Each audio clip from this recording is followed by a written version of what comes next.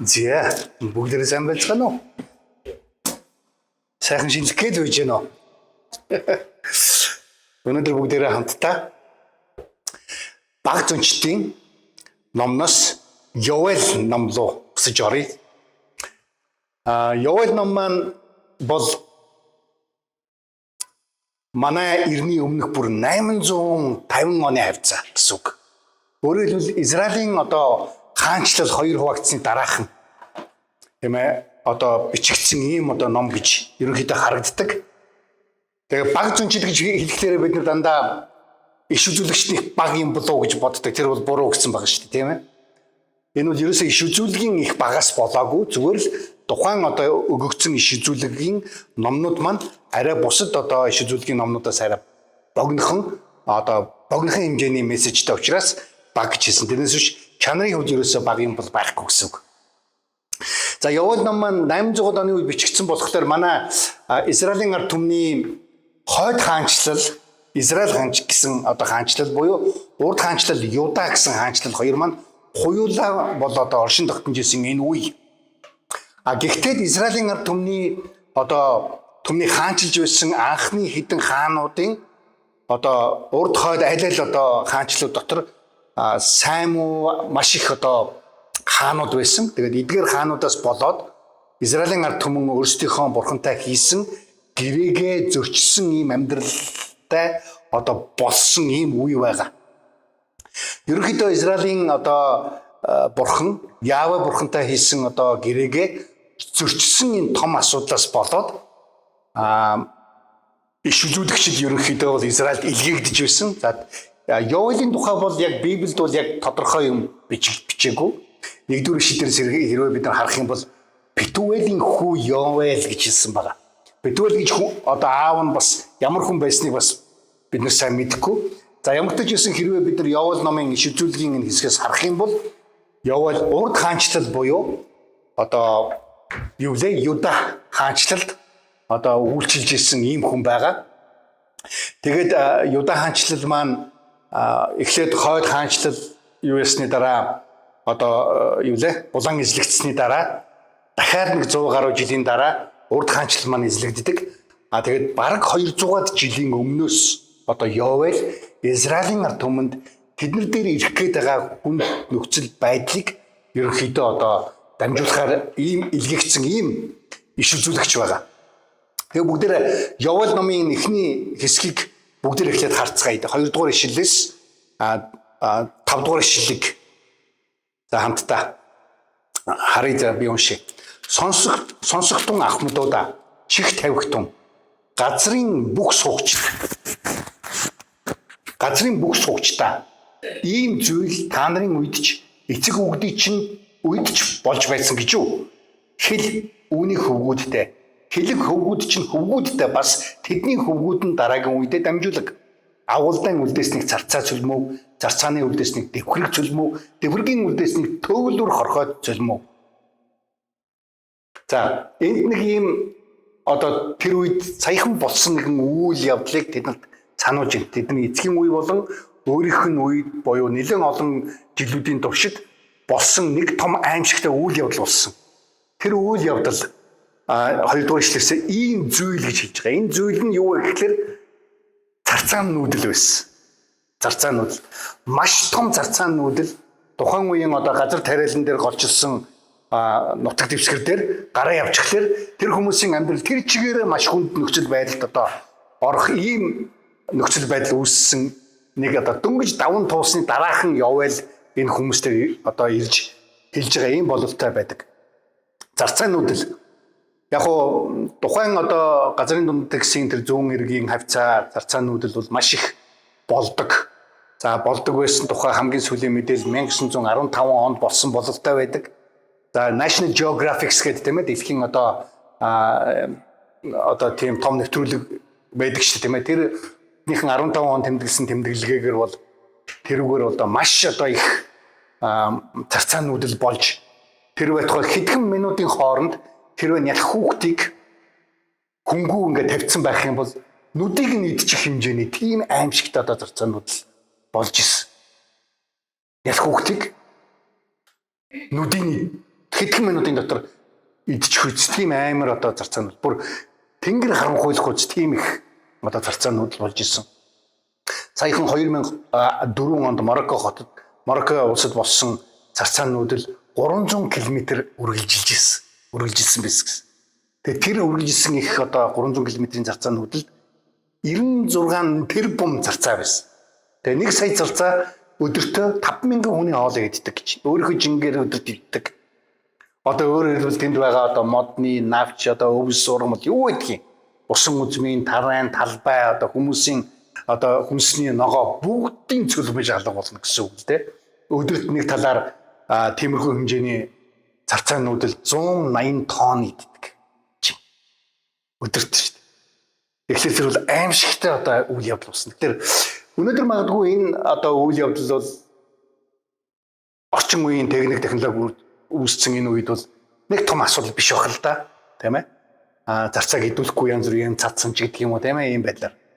Гэтэл тэр үед тариалан голчсон тийм ард өмнөдийн дээр ийм юм ирэхэд бол тэр үед тэрнээс хамгаалах ямар нэгэн юу ч байгаагүй. Энэ бол ерөөсөө тэд нар өөрсдийнхөө тэр жилийн хоолыг бүгдийг нь идүүлсэн л гэсэн үг. Ер нь бол ийм аимшигтай одоо ган гачиг одоо байгалийн аимшиг гэсэн үг шүү дээ. Ийм үйл явдал болсон. Тэгэхээр энэ үйл явдал болсны шалтгаан юу вэ гэдэг тухай явуул хэлэхдээ энэ бол бурхан та нарт сануулга өгж байгаамаа гэдгээр одоо хэлсэн байна. Байгалийн аимшиг, янз бүрийн хүнд хэцүү нөхцөл байдлууд яагаад заримдаа хүний амьдрал бий болдгийм бэ гэж олон хүмүүс асуудаг. Тэгэд үнэхээр тэр бурхан чинь байгаа юм бол яагаад энэ бүхнийг болиулж болоогүй юм бэ гэж. C.S. Lewis гэж нэг эрдэмтэн хэлснээр болохоор заримдаа хүмүүсийн амьдралд ирж байгаа тэр муу ёрч муу тийм ээ зовлон гоног бол тэр хүмүүсийн сүнслэг унтаа байдлыг сэрэх мегафон буюу одоо цагаан хоолой гэж заримдаа хэлдэг. Бурхан заримдаа хүмүүсийн гим нүглээс болж бий болсон одоо янз бүрийн асуудлуудыг хүмүүсийн амьдрал зөвшөөрж байгаа нь заримдаа биднийг сэрэхийн тулд гэж. Тэгмчээс 5 дугаар ишлэлээс хойш харах юм бол сэрэг тун согтуурагч та өөлөх тун амнаас чинь салсан усан үзмийн чихэрлэг дарсны төдөө усан үзмийн дарсан өгч бүгдээ орилон өөлөх тун гэж. Өөрөөр хэлбэл заримдаа ингэ нэргсний дараа хашгирав гэдэг юм болдог шүү дээ, тийм ээ. Өнөөдөр олон Христэд итгэж хүмүүс эзний үгийн дагуу амьдралынхаа тухай зөндөө олон сонсдог. Гэхдээ сонссон боловч сонсоод байгаа хэрнээ яг тэгж амьдрахгүй байдаг. Тэгээд дараа нь яг ийм одоо байгалийн гамшиг шиг ийм зүйл болонгууд яг Израилийн ард түмэн шиг гинтгэн эзэн рүүгээ эргэх тухай ярьж эхэлдэг. Тэрнээс өмнө олон зүйл одоо эзний үгийн дагуу амьдрах хэрэгтэй гэдгийг зөндөө олон удаа сонссон, хэлүүлсэн ирнэ штэ. Өнөөдөр яг бидний заримдаа амьдрал тийм байдаг. Бурхны үгээр, Христ сэтгэлийн амьдралаар амьдрах тухай зөндөө ярьдаг. Зөндөө ингэх хэрэгтэй, ингэх болохгүй шүү. Бүтэн сойдор болгоно янз бүрийн номлол сонсч. Тэгээ яг амьдрал дээр өөрөө дэрэнгүүд заримдаа өөрсдийнхөө гаргах тэр нэг 20 секундын шийдвэр тийм ээ заримдаа буруу байдаг. Тэгээ заримдаа бурхан бидний амьдралд магадгүй өвчин зовлон, хүнд хэцүү явдал магадгүй бидний амьдрал тэр дээдргүй одоо тийм ээ хүмүүсийн гим нүглийн улмаас бий болж байгаа олон янзын асуудлууд ингээд тохиолдох үед бурхан бидний зүрх сэтгэл дотор ярьж эхэлдэг. Энэ яагаад ийм юм болов? Бодож гин үү? Энэ бурхан эзнээсээ иргэсэн та нарын одоо итгэлгүй амьдралыг чинь сануулж байгаа нэг чухал дохой бидтэй гэж сануулахыг хүсдэг. Өнөөдөр Явал яг одоо Израилийн ард түмэнд энэ зүйлийн тухай ярьж байна л. Тэгээд согтуурагчтай, амиа хуваа хичээгчтэй юу ч болохгүй юм шиг. Зүгээр л идэж уугаа, зүгээр л гэвтер гидсэн хэлээ сайхан ингээд байж исэн эдгээр хүмүүс та нар одоо яаж ийн? Тэр зүгээр байсан олдож исэн юм чинь байхгүй болчлаа штэ гэж. Намайг нэг жоохон бахад манай эмээ ч билүү эсвэл нэг л настай хүнээс би сонсч ирсэн. Өө тэр эрхийн балаа гэж. Тэг ягаад эрхийн балаа юм болоо гэдгсэн чинь ээж аав нь их том одоо яам одоо засгийн газрын төд ажилдаг нэг айлын хүүхэд тийм ээ. Тэгэл одоо амьдрал бол хүнд гэдгийг мэдэхгүй өссөн. Тэгээд ингээд жоохон том болоод ирсэн чинь бүр ингээд яаж амьдрахаа мэдэхгүй. Тэгээд одоо юм бол тухайн үед одоо социализмын үед бол нийгмийн шаар гэж хэлдэг шүү дээ тийм ээ. ариг дарсанд орцсон одоо янз бүрийн ажил төрөлгөө дандаа л энэ болохгүй бүтэхгүй юм ингээд явж идэг юм хүнийг ерөнхийдөө тиймэрхүү байдлаар хэлдэг гэсэн эрхийн балаа болцсон юм а гэж.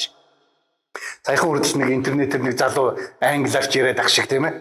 Оо стенэрэ бол янзын хэлтэй. Гэхдээ би бол яг хөтэ нөгөө бараг л өөрийгөө тэ эрхийн балаа байсан л гэсэн байдлаар ингээд тайлбарлаж байгаа маягтай нэг залуу гудамжинд тийм ээ ондог тэгээд ингээд арх уудаг тийм архинд орцсон тийм хүний тухай.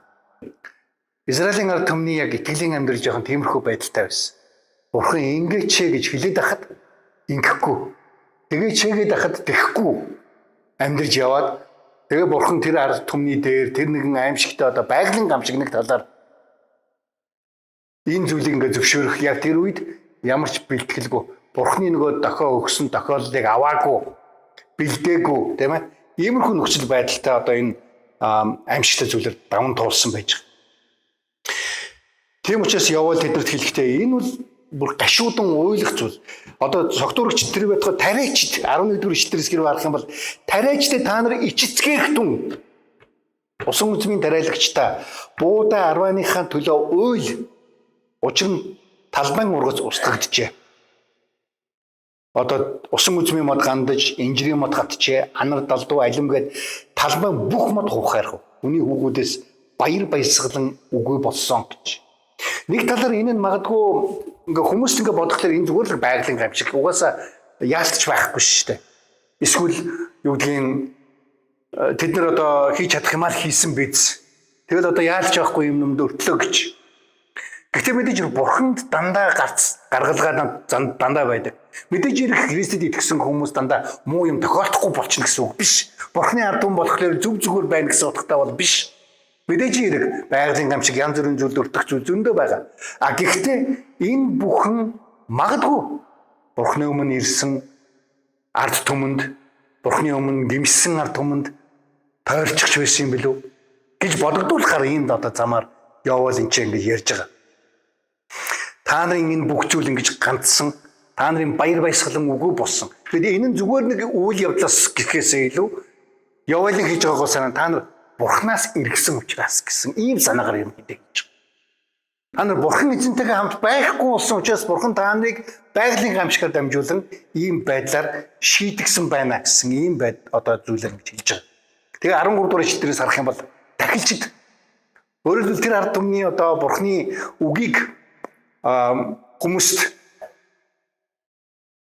одоо дамжуулж эзний ард түмнийг бурхны үгэн дээр амьдруулагчдаа тэр дахилчдыг юу гэж хэлсэглээ та нар таар нөмөрч гашуудаг юм шүү. Таар нөмөрөх гэдэг бол тухайн үед маш их одоо аимшигтай гашуул болсон ийм үед одоо хэрэглэгддэг ийм үйлдэл байгаа.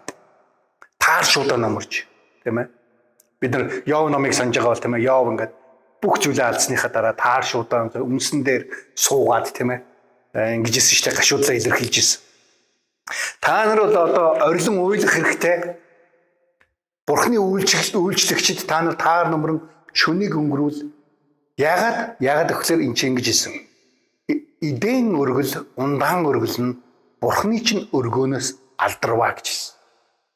Ерөөсө тухайн үед Израилийн ард түмний сайн сайхан байдал дандаа эзэнд өргөж байгаа тэр тахилын үйлчлэлээс шалтгаалдаг байсан. Үйлчлэл. Дахил гэдэг бол тэдний үйлчлэл байсан. Өөрийнхөө амьдралын хамгийн одоо чухал нандин зүйлийг үйлдэхтэй сүмдэр ирж дахил өргөдөг байсан. Ундаан өргөл, эдэн өргөл гэдэг бол нөгөө 11-тэй адилхан биш. Зүгээр жижигхэн талархлын өргөлүүд байгаа. Тэр тийм зүйл нь ч хүртэл байхгүй болсон. Энэ өргөөнөөс нь бид нар байхгүй болсон. Тэгээд яах ёстой вэ гэдгсэн чинь та нар мацаг барилтыг ариусгаж тусгай чуулганыг зарлахтун гэж. Мацаг барилтыг үйлдэх хэрэгтэй. Мацаг барилт юуны төлөө үйлддэг байсан тухайн үед? Ер нь мацаг барилт гэж бид нар ингээд хэрвээ харах юм бол товчхондоо хүн хоолоор амьд байдаг шүү дээ, тийм ээ? Хооллоор тэрэн шиг эзний үгэн дээр ирж эзэн дээр анхаарлаа төвлөрүүлэхийн тулд тэр өөрийнхөө махан биеийн хэрэгцээний тэр зүйлээ хоол тавиад тэрнийхээ оронд харин бурхантай харилцаа Библийг мэдэх одоо залбирах гэдэг дээр цагаа өнгөрүүлэхийг мацаг барих гэж хэлж байгаа. Зүгээр өлсөхийг мацаг барах гэж хэлэхгүй. Хоол идэхийн оронд өөрийнхөө биеийг тэжээхийн оронд харин сүнсээ тэжээх энэ үйлдэлийг тийм ээ одоо мацаг барилт гэж хэлж байгаа. Энэ зүйлийг та нар зарлах хэрэгтэй. Тэгээ та нар бүгдээрээ Бурхан эзнийхээ өргөөнд одоо бүх хүмүүсийг цуглуулж эзэнд хандаж ашиглаарай гэжсэн. Өөрөөр хэлбэл энэ бол нөгөө нэргснийхэн дараа ашиглаж байгаа үйл явдлыг ярьж байна ч. Гэхдээ л эзэн буцаага та нарыг сэргээж энэ одоо асуудлыг чинь сайн сайхан болгох юм одоо боломж та нарт байна гэсэн юм утгатай.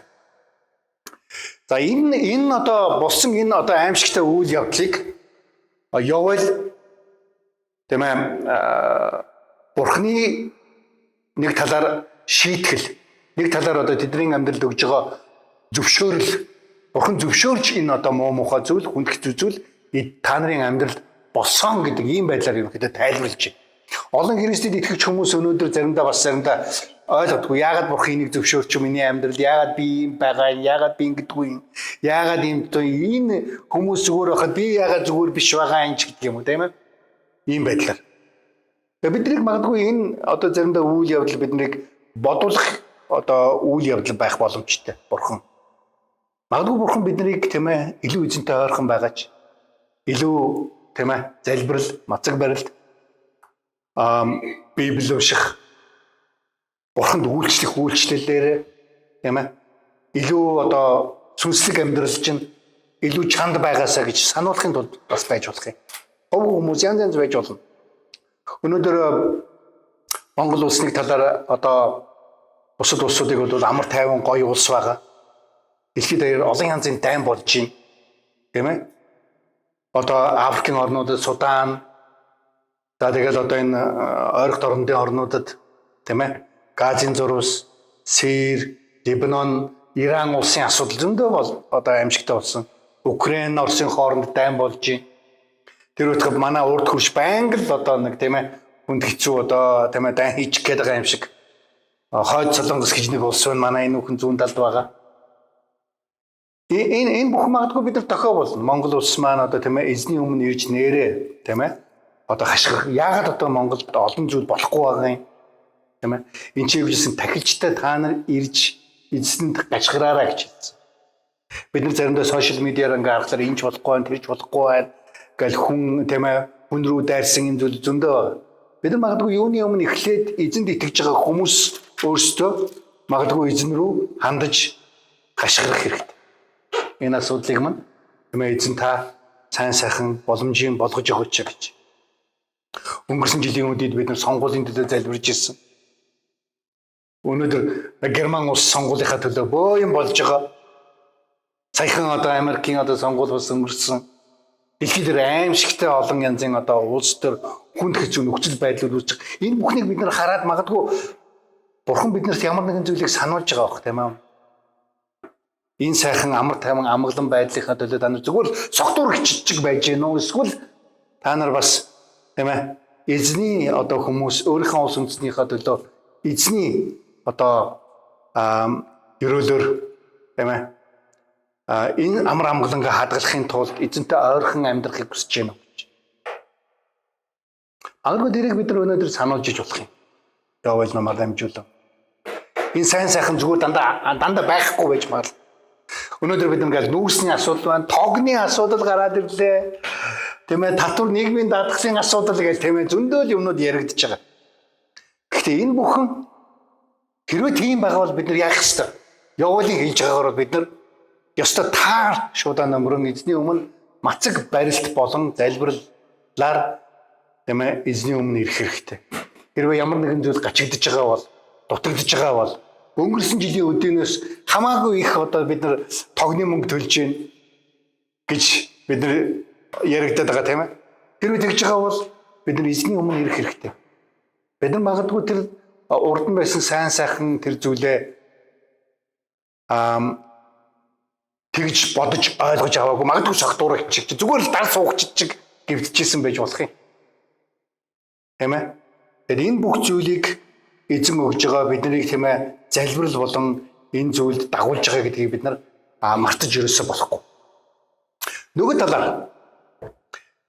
энд 15 дугаар ишлэл дээрээс явал юу гэж хэлсэн гэхээр тэр өдөр гаслан таяа гэж хэлсэн. Одоо өнгөрсөн удаагийн юм хэлчихэд одоо ирээдүйн нэгэн одоо болох зүйлийн тухай ярьж байгаа. Тэр өдөр учир нь эзний өдөр ойрхон байна гэж хэлсэн. Эзний өдөр гэж хэлж байгаагаараа ерөнхийдөө хуучин гэрэн дээрээс харах юм бол эзний өдрийг ерөөс 17 удаа хэлсэн байна л да. Тэрний 5 нь тэр 17 удаа хэлсний 5 нь яг энэ Йовел номон дээр байгаа. Йовел тэр эзний өдөр гэж хэлж байгаа тэр үгээрээ яг юу хэлж байгаа юм бэ? Саяны болсон энэ царцаан аимшигтай сүргийн тийм ээ. Одоо энэ аимшигтай одоо үйл явдлын одоо явдалтай зүйрлэшгүй аимшигтай тийм нэгэн өдөр бас ирж байгаа тухай ярьж байгаа. Эзний өдөр гэж хэлж байгаагаар. Яагаад эзний өдөр гэж? Яагаад гэвэл тэнд эзэн өөрийнхөө шударгыг харуулах өдөр гэсэн үг. Өөрийнхөө шударгыг эзэн нэг өдөр харуулна. Тэр харуулах гэж байгаа тэр одоо шударгын тэр өдөр нь юу болох вэ гэвэл энэ их аимшигтай болсон одоо царцаануудын одоо дараахийн амьдралаас ч илүү хэцүү ийм одоо өдөр ирж байна гэж хэлж байгаа. Эзний өдөр гэж хэлж байгаагаар. Эзний шударга өдөр нь юу болох вэ? Юу? Эзэн хүмүүсийн гэм нүглийг өөртөөгөө байсан байгаагүйгээр шүүх тийм өдөр гэсэн үг. За тэгээд энэ эзний өдөр нь 2-3 янзын давхар одоо биелэлтэй ийм одоо иш үзүүлгийг энэ хэлж байгаа юм л да яг. Нэгдүгürt удахгүй Перс, Бабилон, Ассирийнхэн хурж ирж Израилийн ард түмний нэг одоо цөллөгт авч явах тэр аимшигтай өдрийн тухай ярьж байгаа. Нэгдүгээр үйл явдал нь өшөө дараагийн нэг үйл явдал нь болохоор төгсгөлийн өдөр. Одоо бидний энэ амьдарч байгаа энэ үеэс хоошоо Есүс Христийн дахин ирэх өдрийн тэр нэгэн эзний өдрийн тухай бас одоо Йовел ярьж байгаа, хэлж байгаа. Иш үзүүлж байгаа. За тэр наадах болж байгаа одоо бидний өнөөгийн амьдралын өмнө болсон Израилийн энэ үеийн хүмүүсээс хойш дахиад нэг 200 жилийн дараа болж байгаа. Одоо Юда хаанчлалын талаарх болох тэр үйл явдал бол та нар саяын тохиолдсон энэ зарцаан нүдлээс ч аимшигтай зүйл болно шүү. Үүнийг та нар одоо мэдж бодож гэх юм уу? Одооноос бэлдэх хэрэгтэй. Тэр бэлтгэл нь юу вэ? Хэрвээ бид нар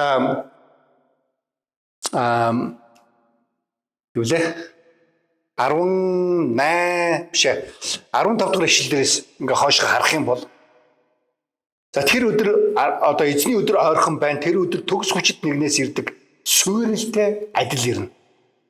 Нүдний маань өмнө хоол хүнс тасарч Бурхны маань өргөөнөөс баяр баясгалан инээд хөөр алга болсон биш үү? Үр шавар доороо хорчиж тариа хатсан тул агуулгууд эзгүүрч зойрууд эвдэрлээ.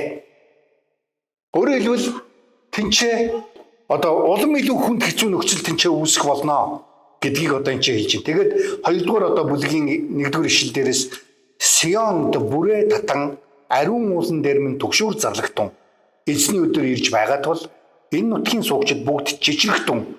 Үнэхээр энэ тэр өдөр ойрхон байна. Бүрхэг харанхуй өдөр, манантай түнэр харанхуй өдөр. Уулсын дээгүүр үүрийн туяа цацрах мэт агуу хүчрхэг ард түмэн энд тархаж байна. Үүнтэй адил зүйл урд нь болж байгаагүй үүнээс хойш олон үед ч дахин гарахгүй гэж хэлсэн. Өөрөөр хэлбэл тун удахгүй одоо аимшигтай зүйлс энэ уулсыг даван орж ирэх гэж байна гэж хэлсэн. Тэгээд 2 дугаар үл үргэлжлүүлэн яг юу болох вэ гэдэг тухай нэлээд ярьж хагаад тэгээд одоо 12 дугаар ишлэл дээрээс ингэж хэлсэн. 2 дугаар бүлгийнхаа эзэн тунхаглаж байна. Одоо гэлтгүү мацаг уйлан гашуудлал дор над руу зүрхээрээ эргэхтун. Та нар хувцаа биш харин зүрхээ урж тасдагтун. Эзэндээ эргэхтун гэж хэлсэн. Гимшлийг дуудаж байгаа. Өөрөөр хэлбэл тухайн одоо ард түмэн одоо та нар хүнд хэцүү явдлыг та нар саяхан даваад өнгөрцөн тийм ээ. Гэхдээ тэрний төлөө хашгирах уйлах хэрэгтэй харин бас ирээдүйн ирж байгаа аимшигтай иннээс аимшигтай зүйлийн төлөө та нар одоо гашуудан уйлж гимшилд ирэхтэн гэж. Тэр гимшилд ирэх үйл явдал нь юу вэ? Тэгэхээр буцаад эзнийхээ гэрэн дээр ирэх хэрэгтэй. Буцаад эзнийхээ одоо ард түмэн гэдэг энэ одоо ард түмнийхээ байр суурин дээр та нар ирэх хэрэгтэй шүү гэж хэлсэн. Өнөөдөр заримдаа ингээд болохгүй байгаа юмыг олон удаа болох гээд үзээд идэг юм байдаг шүү дээ, тийм ээ. Болохгүй байхад одоо бид нар ямар нэг юм засгаад хийнгүүт нөгөөх нь болохгүй байвал дахиад яг авч байгаа дахиад тэр нэг шиг адилхан холбоо байвал яг болохгүй арай өөрөөр хийх хэрэгтэй. Тэр арай өөрөөр хийх нь юу юм бэ гэхлээр зүгээр нэг хувцас уурж тасдаж таар нөмрөхтэй биш, харин зүрхээрээ буюу амьдралаараа өөр болох хэрэгтэй. Өнөөдөр яг хийж байгаа тэр явж байгаа шийдвэрээ, хэлж байгаа үгээ, харилцаагаа, тийм ээ? Одоо гаргаж байгаа сонголтоо, амьдралынхаа хэм маягаа өөрчлөх хэрэгтэй гэсэн. Зүгээр яг өчигдөр шиг адилхан юм хийчихэд яг шинэ болно гэж бодоод байвал боломжгүй гэсэн үг. Яг өмнөх шиг адилхан л байчаад дахиад дараагийн ирэх тэр хүнд хэцүү зүйлээс зүгээр давчнаа гэж бодож байгаа бол боломжгүй гэсэн үг. Тэр өнөөдөр би одоо гим нүгэлтэй гэж мэдж байгаа бол тэрийг болох хэрэгтэй гэсэн. Миний хийж байгаа зүйл ерөөсөө үр дүн гаргахгүй байна гэж мэдсэн бол гаргахын тулд яах ёстой вэ гэж өөрчлөх ёстой гэсэн үг. Ийм л зүйлийн тухай энэ ярьж байгаа. Та нар зүрхээрээ эргэхтэн. Та нар зүгээр нэг хувцас тасчих биш. Зүгээр нэг би ямар их харамсаж байна гэдэг зүйлийг үзүүлэх биш.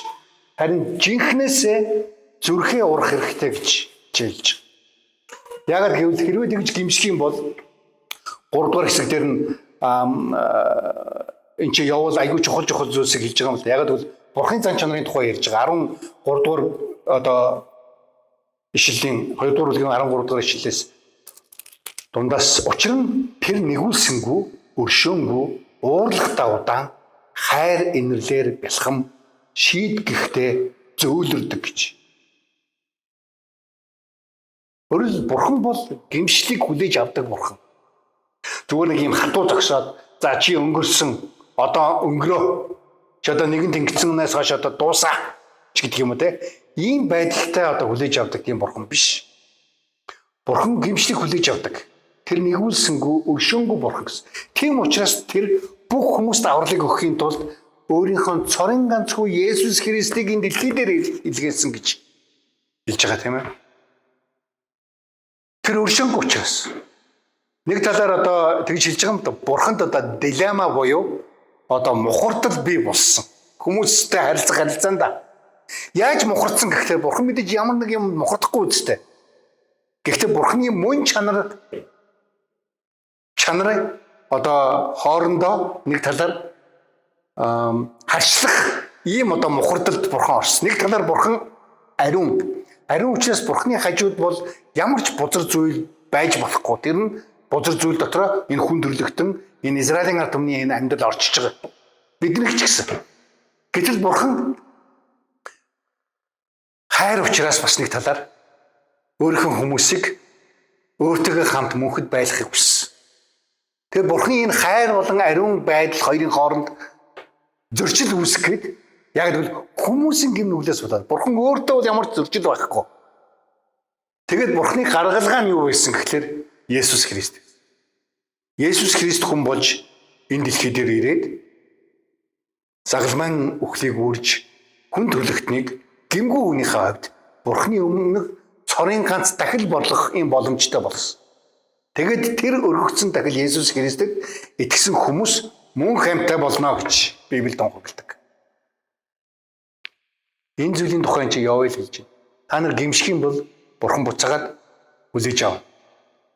Өөрийнхөө амьдралыг гимших юм бол тэр гимшил гэдэг нь зүгээр нэг хүн байснараа л байна гэсэн утгатай гимшлийн тухай яриаггүй байгааз бүр эргэх ёстой гэж хэлж байгаа. Бүр өөрчлөх хэрэгтэй өөрийнхөө амьдралыг. Бүр Бурхан дээр авчрах хэрэгтэй. Авчирсан хүмүүс байгаа бол тэр гим нүгэлтэй амьдралаас салах үйлдэлүүд хийх хэрэгтэй гэж. Тэгэх юм бол Бурхан тэр одоо уучлалаа нэгүслээ буулгах болно. Тэгээд мэдээж хэрэг одоо явуулмыг бүгднийг бид нараа яаж чадахгүй. Харин тэр уучлалын дотор ямар амлалтуудыг эзэн өгсөн юм бэ гэж. Хэрвээ бид нар харах юм бол эзэнээр ирсэн хүмүүс Бурхан өрөвднө гэж хэлж байгаа. Өрөвдөн гэж байгаагаараа ивэгээ зүгээр илээд авах хэлгүй магадгүй тэгэл баг л та. Гэхдээ маш их хайр нэгүслээ үзүүлнэ гэсэн ийм одоо санаагаар юм гэж хэлж байгаа. 18 дахь ишлэл дээр. Тэгээ бас дахиад яасан гэхээр 19 дэх ишлэлийн төгсгөл хэсгээр би хизээч дахин та нарыг үндэстнүүдийн дунд доромжлол болгохгүй гэж Израиль хэлсэн. Дахиж хэрвээ эргэж ирэх юм бол. За тэгээд 21 дэх ишлэлээр юу хэлсэн гэхээр газраа бүү айхтан хөгжин баясгтан учир нь эзэн агуу зүйлийг хийсэн. Өөрөөр хэлбэл ургац ариун болгох ёроолыг эзэн өгнө гэсэн Библиэр байдаг юм. Бид нар бол тарьдаг, харин ургуулдаг нь бол Бурхан байгаа. За тэгээд 24 дэх ишлэлээс харах юм бол та торхнууд усан үзмийн шин дарс тосоор бялхах болно гэж. Тэгээд нэг сонирхолтой зүйл 25 дахь ишлэл дээр ингэж хэлсэн. Дараа нь та нарын эсрэг миний илгээсэн агуу их зэрэг буюу зарцаа дэврэг төөлөр хорхой агуулдааны цөлмсөн он жилүүдийг би та нарт нөхөн төлнө гэж хэлсэн. Өөрөөр хэлбэл та нарын амьдрал дахиад ямар нэгэн гарц хохирлгүй мэт болно гэсэн утгатай. Тийм багт гарц хохирлгүй мэт болно. Эзний өмнө гимшин ирж байгаа хүмүүсийн амьдралын явд шүү дээ. Тэгээд одоо яг тэр Израилийн цөллөгөөс бүр хооших нэг үйл явдлыг энэ хэвцэн шинэ гэрээний үйлс номон дээр иш татагддаг хэсэг энэ явж байгаа. 28 дахь ишлэл дээр. Дараа нь би сүнсээ бүх мах бод дээр цутгана. Хөвгүүд охид чинь иш үзүүлж, хөгшчүүл чинь зүүд зүүдэлж, залуус чинь үзэгдэл үзнэ. Боол шивгчэнгүүд дээр чинь тэр өдрүүдэд би сүнсээ цутганаа. Би тэнгэр ба газарт совин яр үзүүлнэ. Тэр нь цус гал утаан багнууд болоо гэж. Энэ үсэлэр нэг ариун сүнс бууж ирсэн тухай Пентекост баярын үе тийм ээ ариун сүнс бууж ирэхэд одоо Петр босоод номлохдоо энэ хэсгийг одоо ашигласан байгаа шүү дээ тийм ээ. Тэгэд яг энэ одоо Явуулын энэ зөвнөл тухайн үед одоо биелж байгаа байдлаар тэнцээ ерөнхийдөө харагддаг. Тэгээ 32 дугаар ишлэлээр юу хэлсэн гэхээр эзний нэрийг дууддаг бүхэн аврагдах болно гэж. Энэ нь зүгээр л нэг израильчуудын биш болоод харин одоо эзний нэрийг дуудагчид Паул хүртэл бичсэн баг шүү дээ. Эзний нэрийг дуудах хүмүүс бас аврагдана гэж хэлсэн. Авралыг өгөх болно гэж хэлсэн. Тэгээд 3 дугаар бүлгийн төгсгөл хэсэг дээр тухайн одоо тэр авралыг авсан Юдан ард түмэн цаашид хэрхэн яаж мөнхөд энэ ёроолтой амьдрах вэ гэдэг талаар юм хэд хэлсэн байна. Нэг талаар өнөөдөр бид энэ Явуул номноос юуг харж байна вэ? Бурхан биднийг гимшилтэй амьдрах хэрэгтэй гэдгийг л ерөөсөө хэлж байна. Өмнөх зүйлээсээ бид нар гимших хэрэгтэй бас ирж байгаа тэр аимшигтай одоо магадгүй бидний амьдралд тохиолдох тэр одоо байгалийн гамшиг байна уу? Ямар нэгэн одоо хүмүүсийн гим нүглийн дэс болж ирэх олон тэр хүнд хэцүү амьдралын хэсэг байна. Тэр бүхний төлөө бид нар эхлээд урьдчилан гимшин одоо эзэн дээр ирэх хэрэгтэй гэж. Гимшилтэй амьдрал Бурхны өршөөлтэй амьдралтай байдаг. Гимшилгүйгээр амьдрал нь өөрчлөгдөхгүйгээр яг хэвээрээ байгаа дэвэл тэнд ямар ч тийм одоо ёроол тэр баяр баясгалан өөрчлөлт бий болохгүй. Харин ч дахиад нөгөө нэг сануулга, дахиад нөгөө царцаа нүүдэл шиг юм л хүмүүс тэр хүний амьдралд байсан хэвээрээ байсаар байх болно л гэсэн. Тэгээ бүгд хамтдаа эзний өмнө ирээд хамтдаа залбирцгаая. Бурхан Тэнгэрлэг их эзэм нь та өөрийнхөө үгээр дамжуулан биднийг өрөөж байгаа учраас тэгээ бидний өнөөдрийн бас эзэн Явуул иш үзүүлэгчээр дамжуулан хэлсэн гимшил гэдэг энэ гимшлийн амьдралыг их эзэн та бидний амьдралд та байлгаж өгөөч танаас гуйж байна. Тэгээд их эзэм бидний үйлдсэн бүх гим бурууг гим нүглийг та уучлаач. Харин ирж буй аливаа тэр эзний таны сануулах гэж байгаа тэр өдрөөс бид нар бас айн гимшиж имэж одооноос их эзэм бид нар зүрхээ эргүүлж зүрхээрээ зөв амьдрахад та туслаарай зэ. Есүсийн бүгдийг таны нэрээр гуйж залбирлаа. Амен.